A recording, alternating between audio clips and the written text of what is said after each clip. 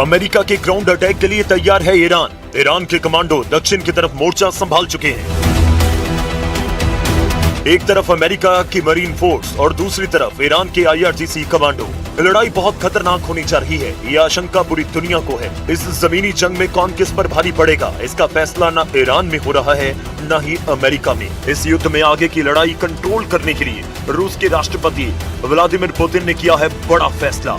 रूस ने अपनी सबसे खतरनाक फोर्स ईरान भेजने का इरादा जाहिर कर दिया है।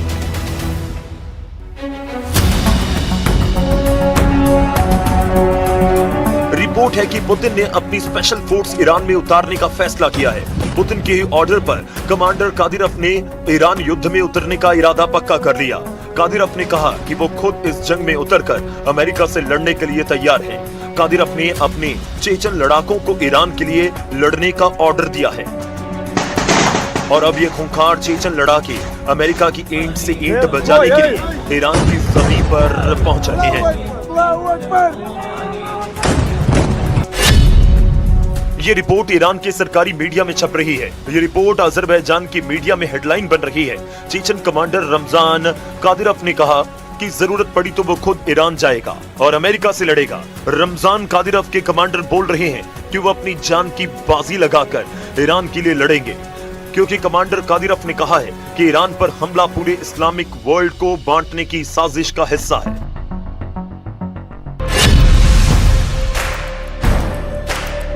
यूक्रेन के मारियुपोल, बखमुत और रूस के कर्स्क में पूरी दुनिया के कादिरोव के लड़ाकों की बहादुरी देखी है। चेचन लड़ाके किस तरह लड़ते हैं, गोली और बारूद से डरते नहीं बल्कि उनके बीच जीते हैं। अब चेचन लड़ाकों की इसी बहादुरी को पुतिन ईरान में इस्तेमाल करना चाहते हैं। ये रिपोर्ट्स बता रही हैं कि अमेरिका को हराने के लिए पुतिन ने अपने जांबाज लड़ाकों को ईरान में उतारने का फैसला किया है।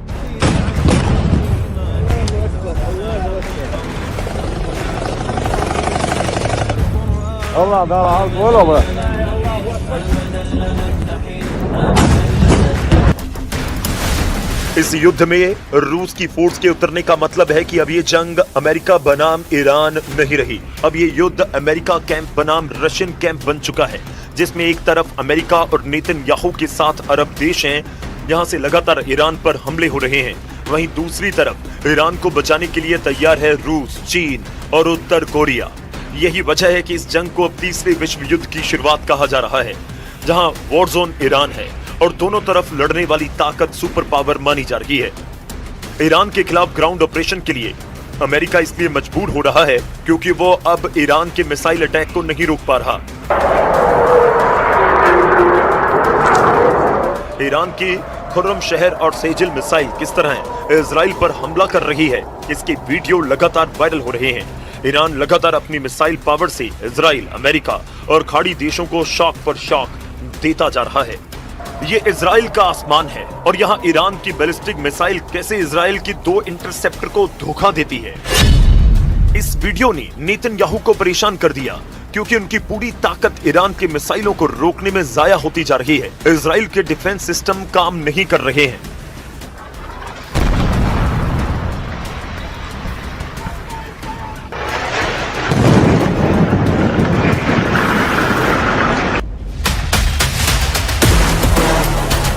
ईरान के क्लस्टर बम जहां गिरते हैं वहां ऐसी तबाही होती है।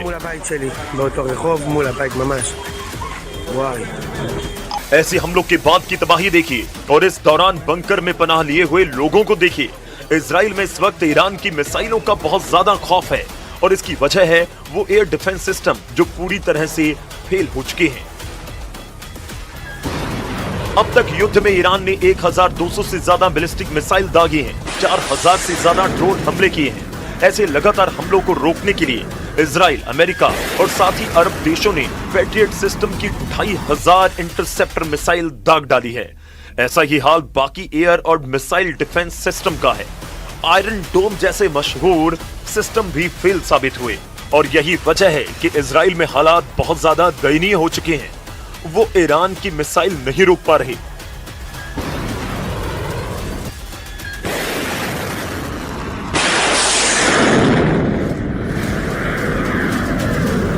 लेकिन डोनाल्ड ट्रंप की प्रवक्ता कैरोलिन का दावा है कि इस युद्ध में अमेरिका को लगातार कामयाबी मिल रही है।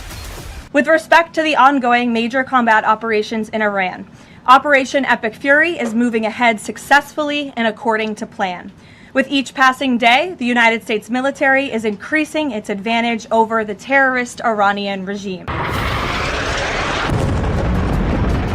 अमेरिका और इजराइल की दिक्कत यह है कि ग्राउंड ऑपरेशन अब उनके लिए मजबूरी बन चुका है और ईरान भी यही चाहता है कि किसी भी तरह अमेरिका अपनी फौज को जमीन पर उतारे ताकि मुकाबला आमने सामने का हो।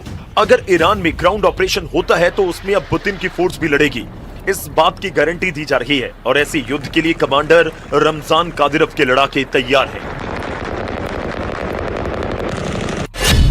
चेचन्या के अख्तम स्पेशल फोर्स के कमांडर लेफ्टिनेंट जनरल आब्दी अलाउद्दीनोव ने कहा कि इस युद्ध में वो ईरान के साथ हैं। अगर जरूरत पड़ेगी तो वो खुद भी ईरान की जमीन पर जाकर लड़ने के लिए तैयार हैं। लेफ्टिनेंट जनरल आब्दी अलाउद्दीनोव को चेचन लीडर रमजान कादिरव का कमांडर नंबर 1 कहा जाता है। आब्दी अलाउद्दीनोव चेचन्या की अखमत फोर्स का कमांडर है जो कादिरव की स्पेशल फोर्स मानी जाती है और इसी फोर्स ने कर्स्क और मारियोपोल में पुतिन को जीत दिलाई है। यही वजह है कि आब्दी अलाउद्दीनोव कर्स्क का किल कमांडर कहा जाता है और यही किल कमांडर अब ईरान में पहुंचकर अमेरिकी मरीन का सबसे बड़ा खौफ बनने को तैयार है। चेचन्या की फौज कैसे लड़ती है, इसके वीडियो लोगों ने यूक्रेन में देखे हैं। पुतिन का सबसे भरोसेमंद कमांडर रमजान कादिरव और उसका एक एक लड़ाका अगर ईरान में उतरा तो जंग बहुत भीषण होगी। इस बात की गारंटी पुतिन कैंप से मिलने लगी है, लेकिन ट्रंप का मीडिया डिपार्टमेंट पूरी तरह इस युद्ध को अमेरिका के पक्ष में बता रहा है। Iran will no longer have the credible ability to threaten the United States or our allies, which is, of course, the overall objective and mission the president set out when he launched Operation Epic Fury. Trump Iran पर हमला करेंगे या खुद को बचाएंगे या फिर Israel के युद्ध में पूरी ताकत झोंक देंगे। जबकि नेतन्याहू ने साफ कर दिया है ईरान के खिलाफ ग्राउंड ऑपरेशन में इजराइल शामिल नहीं होगा और इसकी वजह है लेबनान का फ्रंट। एक तरफ ईरान पर हमला, दूसरी तरफ इजराइल पर अटैक। युद्ध में एक दूसरे को पूरी तरह खत्म करने के लिए एड़ी चोटी का जोर लगा रहे हैं ईरान और इजराइल। युद्ध कितना लंबा खिंचेगा ये तस्वीरें बता रही हैं। ईरान की पावर ग्रिड पर हमले के बाद इजराइल की बहुत ही खास रिफाइनरी टारगेट बनी है। यह है उत्तरी इजराइल का शहर हाइफा और यहां रिफाइनरी पर हुआ है हमला। तेल के भंडार धू धोकर जल रहे हैं, धुआं मीलों दूर से देखा जा सकता है। ये नेतन्याहू को बताने की कोशिश है कि ईरान पर हमला होगा या फिर लेबनान पर अटैक होगा तो इजराइल तक जवाब जरूर पहुंचेगा। ये हाइफा की मजान रिफाइनरी है जहां से इजराइल की जरूरत का 60% तेल तैयार किया जाता है।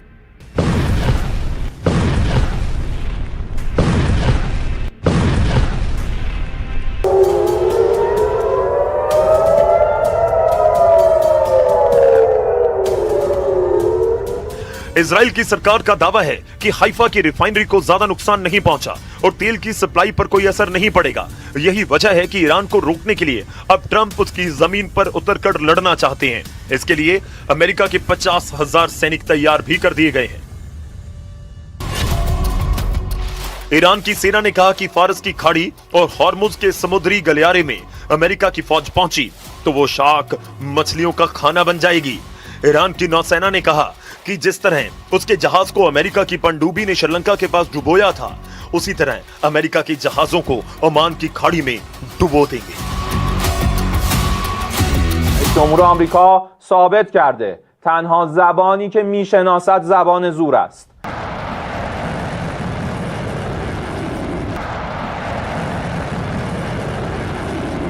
ईरान के सामने इस वक्त उसका दक्षिण का फ्रंट बहुत ज्यादा खतरनाक बन चुका है। यहां अमेरिकी फौज का उतरना ऐसा ऑपरेशन होगा जिसमें खून दोनों तरफ से बहेगा। इस बात की गारंटी डोनाल्ड ट्रंप और ईरान दोनों तरफ से दी जा रही है, लेकिन ईरान की वार्निंग ऐसी है जिसे ट्रंप और उनके कमांडरों को बहुत ही गंभीरता से लेना होगा।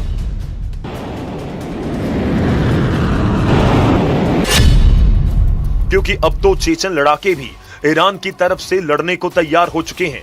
पुतिन अब खुद इस युद्ध को कंट्रोल करने के लिए उतर चुके हैं। इस युद्ध में तुर्की पर भी सबकी नजरें हैं और एर्दोआन ने अरब देशों से कहा है कि वो इस युद्ध में शामिल ना हो। सऊदी अरब, यूएई और कतर का दौरा करने के बाद तुर्की के विदेश मंत्री को इस बात का एहसास हुआ कि ये सभी देश ईरान के खिलाफ युद्ध में उतरने के लिए तैयार हैं।